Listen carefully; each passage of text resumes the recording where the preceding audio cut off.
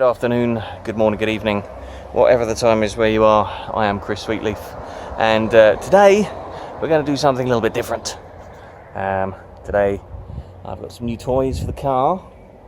I'm going to be trying to fit these and these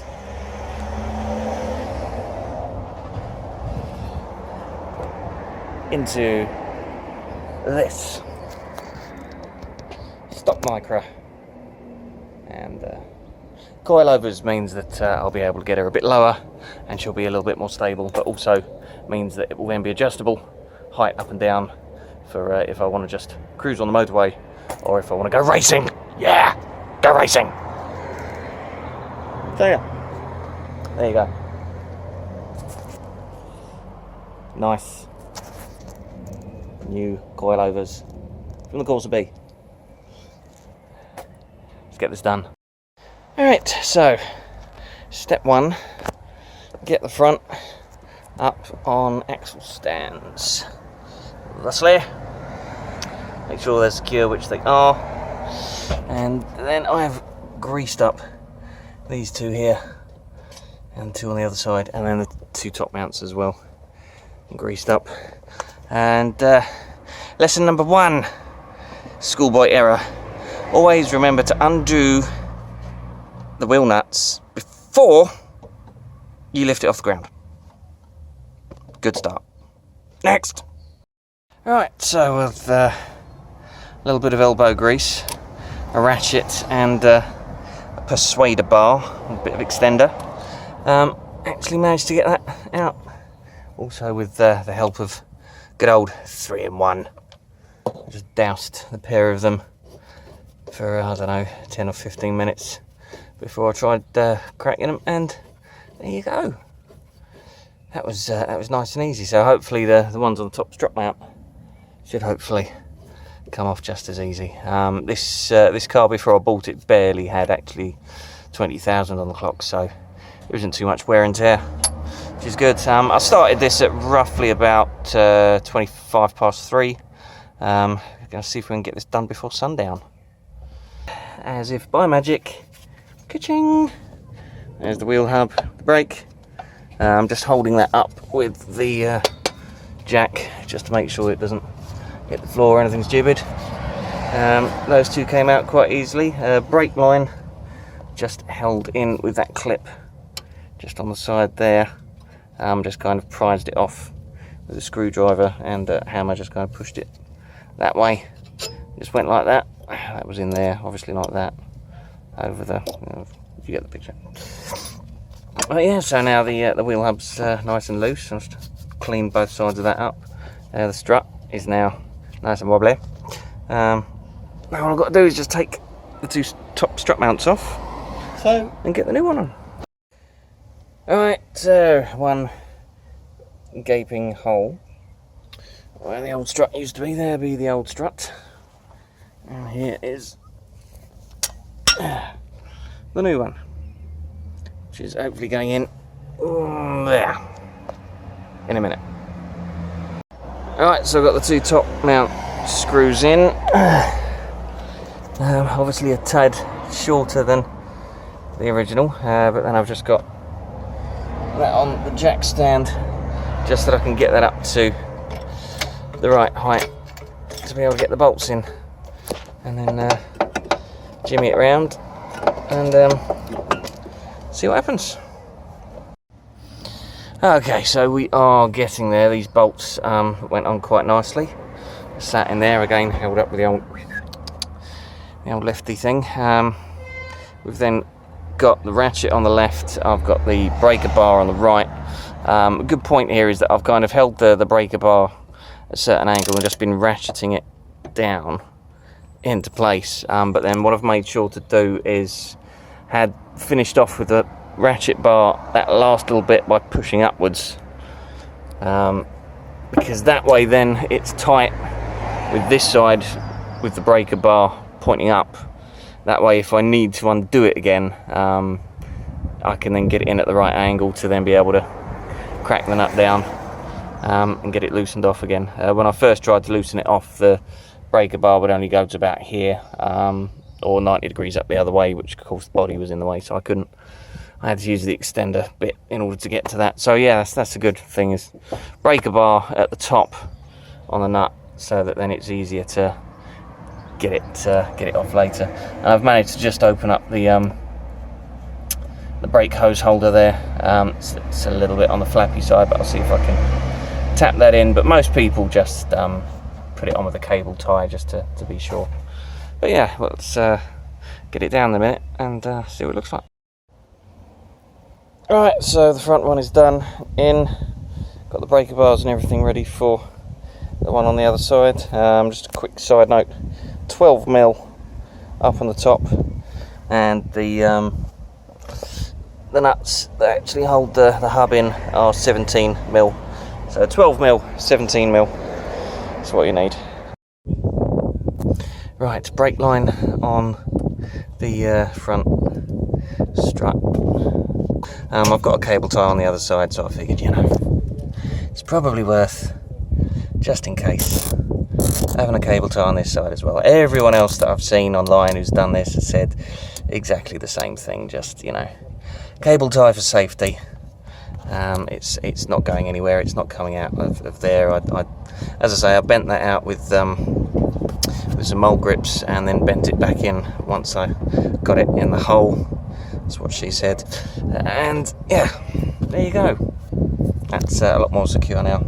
Also, I've noticed that these are a little loose, so again I'll just tighten those up. A bit more safer.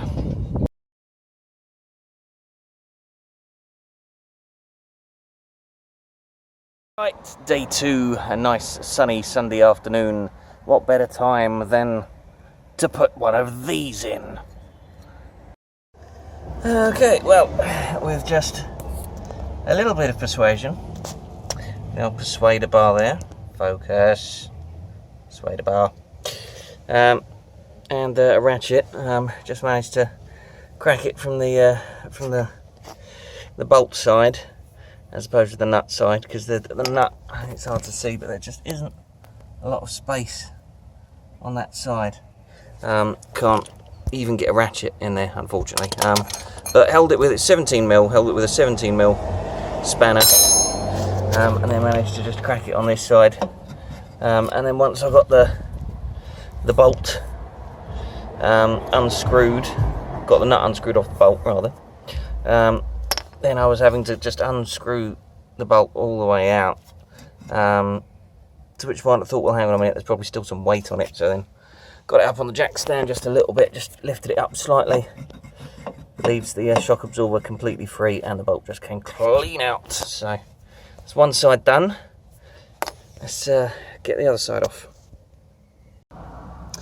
Right, so everything underneath is all nice and loose. Take these caps off I can. I'll get that off in a minute when I can get to it. But then I've just got to undo the top of that. Trouble is, at the moment there's an obstacle in the way. Well, there's 2 obstacles in the way. So yeah, I'm gonna have to remove one of the sub boxes to get to it. Right, there is old shock absorber, Mr. Stock, and that actually came off fairly easily. Again, I mean, this car barely had about 20,000 on it when I bought it, so actually unscrewed quite easily. What I managed to do is, obviously, as I said, mole grips on the top flat bit there. Focus. Mole grips on the top, and then spanner on the nut. And then once I got it about sort of halfway off, and then what I managed to do is, because obviously this whole thing rotates around, but where the top of the shock goes onto the bar there is just rubber. I managed to grip it underneath with this, while I then just ratcheted off the top. If I had a set of ratchet spanners, that would make things even better, but you know, when's my birthday? Oh yeah, a couple of months. Ratchet spanners. Great. Right, pan hard rod bolt.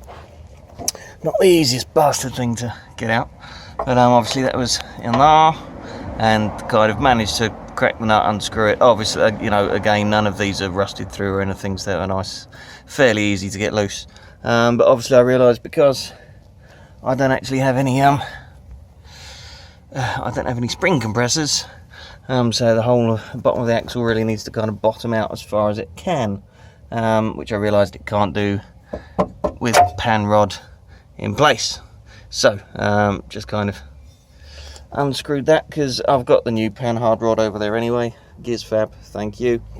So yeah, I figured, you know, I'm gonna do it, might as well do the lot.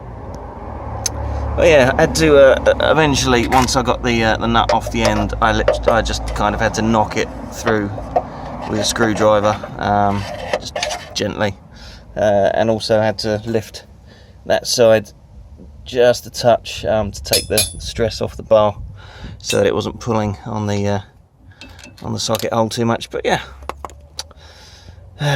as we continue. Right, update. As I said, I was worried that I might need some spring compressors to get the springs off, but with the other end of the pan hard rod out the way and a little bit of weight just pushing down on the axle, ching! Old spring removed. That was easy, fairly easy. The rubber mount has actually stayed in the top of there, which is nice. The other one, it actually came out, so I'll just make sure that I get all of this cleaned up. It's a little bit dirty, it's not horrendous, but it's all right. So get the new spring in, and yeah, see how it looks. Still we'll get the shocks in, but let's start with the springs, shall we? Yeah, start with the springs. Okay, rear shocks. These are the shorter ones. As you can see, they're quite a fair bit shorter. But they've literally only come with, as they are, a little washer on the top, which actually goes that way up, and the bushing there, which both go on top of that. So what I don't have is anything to go underneath between the body mount and the top of the shock. So what I'm going to do is, obviously I'm going to need the nut off the original anyway. No, it's the other way up. Yeah, I'm going to need the nut off the original. Strap everything down. So then what I'm going to do is I'm going to take this bushing, because that's actually the same correct size and shape, and got the little cross pattern on it that sits, you can see, yeah, there we go, sits right there. So I'll stick that on there, and then try and get this first shock on, and yeah, hopefully won't have any trouble. So here's an interesting problem.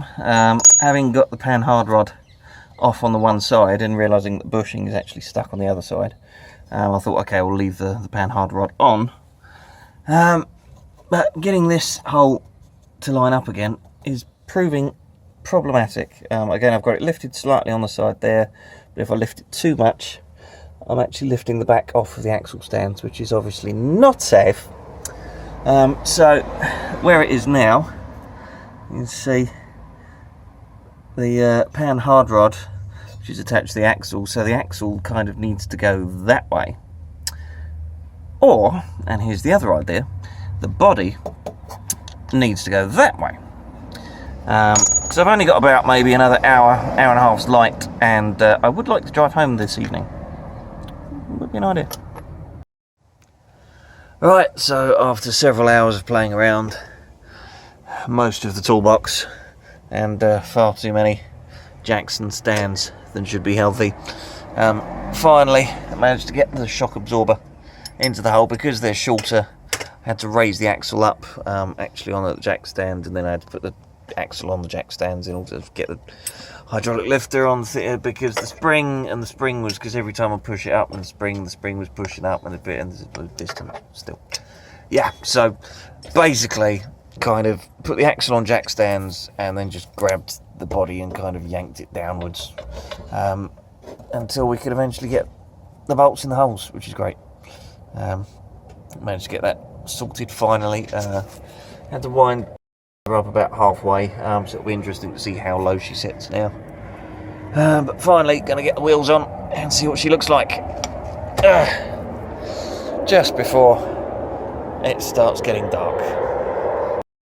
Right, so with about 4 hours in tow, fair amount of tools, some dirty hands, and a fair amount of swearing, we now have a lowered Micra, both front and back, on coilovers.